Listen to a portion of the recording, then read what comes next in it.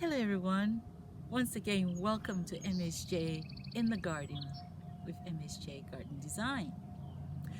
I showed you all last autumn what the Cherokee Princess looked like, and has always been fascinated by this tree. But I want to take you all now on the journey of what it's looking like now in spring. It is so beautiful. It has changed in phases and now it's at the peak where it is all white. Um, you'll also see the native species which is growing in the woodland, and it is um, actually doing really well, but it's struggling, it's reaching out for the sunlight so that it can flower. Very little flowering petals you'll find on it because it's in amongst other trees, so it can't produce as much. But in this situation where it has been cultivated for home property and it's by itself and it has full sun, it's not in the shade, look at the beauty of what it produces. It is just amazing. Compare this to the magnolia tree. It's mildly fragrant.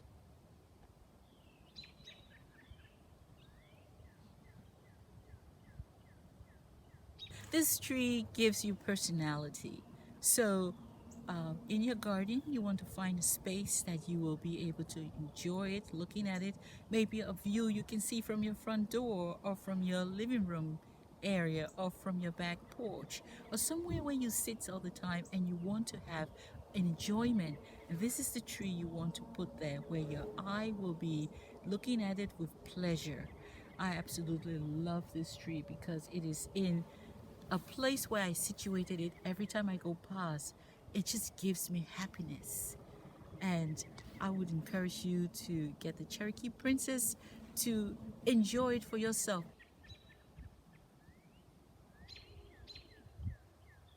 If you recall, we looked at the wild dogwood in the autumn time.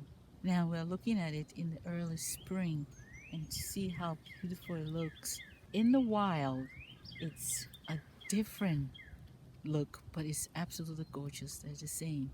As you can see, within the woodland area, the flowers are not at my level in abundance. Only a few flowers can be found at this level. But as you look higher up, the flowers will be in a little bit more abundance because it is reaching towards the sunlight. So it's best to get the cultivar to grow into your own garden, still enjoying a native species. Here you can see how you can compare and contrast.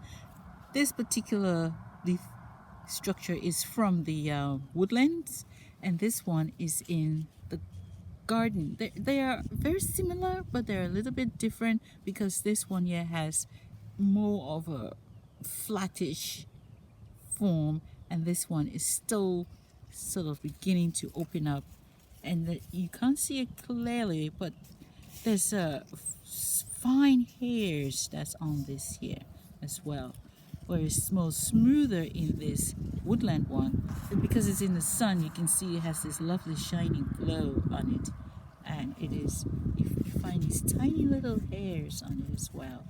And so to recap, today we were able to look at what looks beautiful, the same tree in the woodland area compared to that in your garden space.